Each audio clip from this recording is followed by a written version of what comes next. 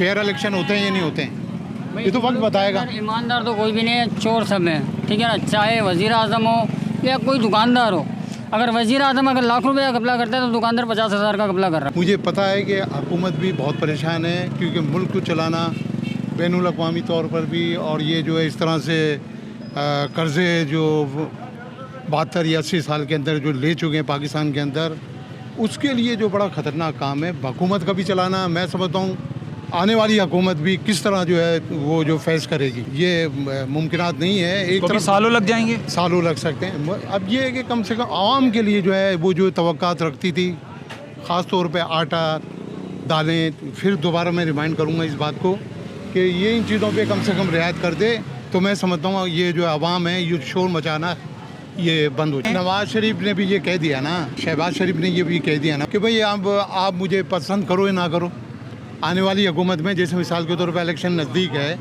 Election हो जाते हैं पता चल जाएगा, देखेंगे वक्त की बात है तो देखेंगे ना भाई ये फेयर इलेक्शन होते हैं या नहीं होते हैं, ये तो वक्त बताएगा। ईमानदार तो कोई भी नहीं है, चोर सब है, ठीक है ना। चाहे वज़ीर आज़म हो या कोई दुकानदार हो, अगर वज़ीर आज़म अगर लाख रुपये का घपला करता है तो दुकानदार 50,000 का घपला कर रहा है। ये लाजमी बात है। हम लोग जो है ना, आवाम ये है कि आवाम कुछ कर नहीं रही है भाई के बकौल कि आवाम बाहर नहीं निकल रही है। आवाम बाहर इसलिए नहीं निकल रही है, आवाम के पैर बांधे दो तरीके से। एक खाने पीने के ऊपर महंगाई आ गई, दूसरी बात कि कारोबार नहीं है। मैं ये कहना चाहता हूँ हुक्मरान से कि जो भी अभी सियासत जो भी करना चाह रहा है करे, हम मना नहीं करें, कोई भी कुर्सी पे बैठे, लेकिन आने वाली नस्लों के लिए अभी जो हमारे बड़े हैं वो तो बेचारे अपने दिन काट रहे हैं जैसे भी कट रहे हैं। हम बच्चे, हमारे आने वाली नस्लें बच्ची हैं, इनके लिए कुछ करो।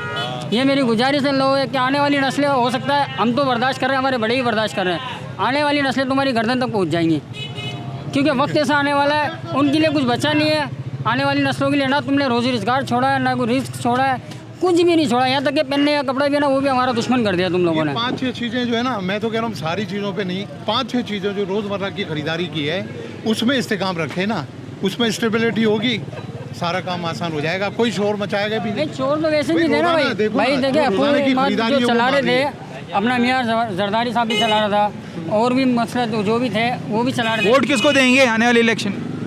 देखें, वोट तो अभी तो फैसला नहीं हुआ है कि भाई क्या करें, क्योंकि अभी भी पजिल है।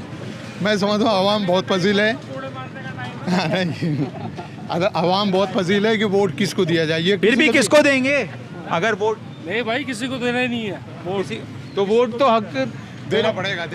आवाम जो है खुद हुकूमत कर रही है, खुद बाहर निकलेगी, जमहूरियत आनी चाहिए। अगर वो लोग वोट मांगे रहे, अगर वो लोग अगर वोट मांगे रहे हैं तो वोट करेंगे कि भाई तुमने दुनिया में क्या करा। भाई दुनिया में हमें सिलेक्ट छोड़ा ही नहीं लोगों ने। मैं ये कह रहा हूँ गवर्नमेंट तो अपना हक अदा करे ना। मैं भी कमाना जानता हूँ, मैं भी कमाना चाहता हूँ, 100 कलाल की रोजी करता हूँ। यार बेहतर हो तो हम ईमानदारी से चले। आप हमें रास्ता देना, गवर्नमेंट का काम है हमें रास्ता देना, हमारा काम नहीं है। आप दोगे रास्ता तो हम लेंगे। अल्लाह का शुक्र है कि हम लोग सच्चे रास्ते पे चलना चाहते हैं। ये क्या बुराइयां पैदा हो गई हैं, बेईमानियां पैदा हो गई हैं, हर एक दूसरे को काट रहा है। ये क्यों ऐसा कर रही है? ईमानदारी लेके अमल दरामद नहीं है। हाँ, कानून के अंदर अमल दरामद जहाँ से होगा। आप जरा मेरे भी इसके अंदर देखें, मैं बाखुदा यकीन करोगे सच्ची बात बता रहा हूँ कि मैंने सुबह से घुमा हूँ 4 बजे से, नमाज पढ़ के मैं निकल जाता हूँ और ये सब मारा घूमता रहता हूँ। कुछ सामान खरीदने वाला नहीं है। मैं बेहतरीन कार बेच रहे हैं, मैं अपना सामान औजार बेच रहा हूँ।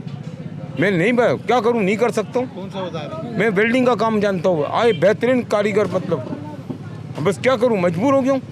मेरे बच्चे नहीं पैसा पहुँच सका घर पे, मैं नहीं दे सका, वो मेरे को छोड़ के चले गए, मेरा घर वीरान कर बच्चे छोड़ गए। हाँ, यही तो है मेरी। अभी कहाँ रहते हैं?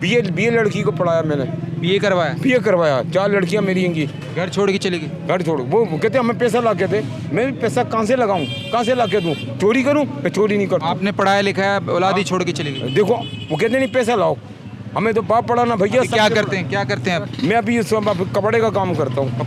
कपड़ा पुराना कपड़ा खरीदता हूँ और वो बेचता हूँ मैं, जुम्मा बाजार वगैरह। जाता है, गुजारा होता है?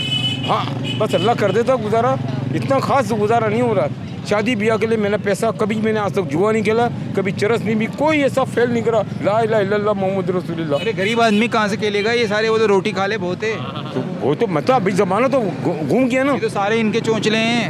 वो तो आप बातें करो जो नाम ले रहे हो आप। नहीं, वो तो मतलब तो पुड़िया खाने के भी पैसे नहीं होते लोगों के पास। नहीं, अमल करो ऐसा, कभी नहीं खाओगे आप, हमें तो नहीं खाता हूँ।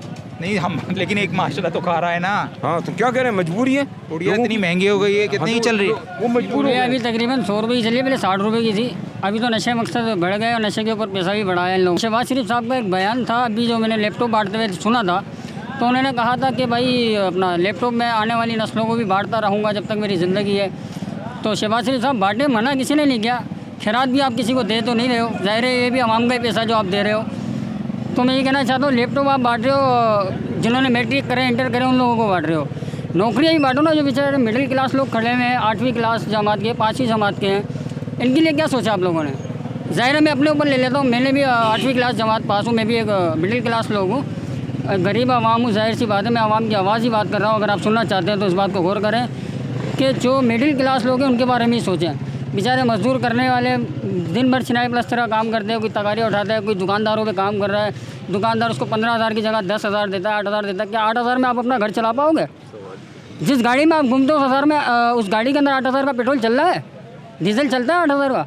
सवाल ही पता नहीं है। इतने तो आप जूते साफ करने के पालिश वाले को दे देते होगे, तो 8,000 में गरीब आदमी कहाँ से अपना पूरा करेगा? इस बात को ज़रा गौर करना कि आप जिस शेप बनवाने जाते हैं ना, वो भी आपसे तकरीबन 1,000-1,500 का नोट ले लेता है अपनी दुकान को शेषाई करने के लिए। मिडिल क्लास लोगों के बारे में भी सोचो, गरीब आवाम के बारे में भी सोचो, उनको रिलीफ दो, जितना हो सके रिलीफ दो, ताकि आपकी कब्र और आखिरत जो है हल्की हो जाए।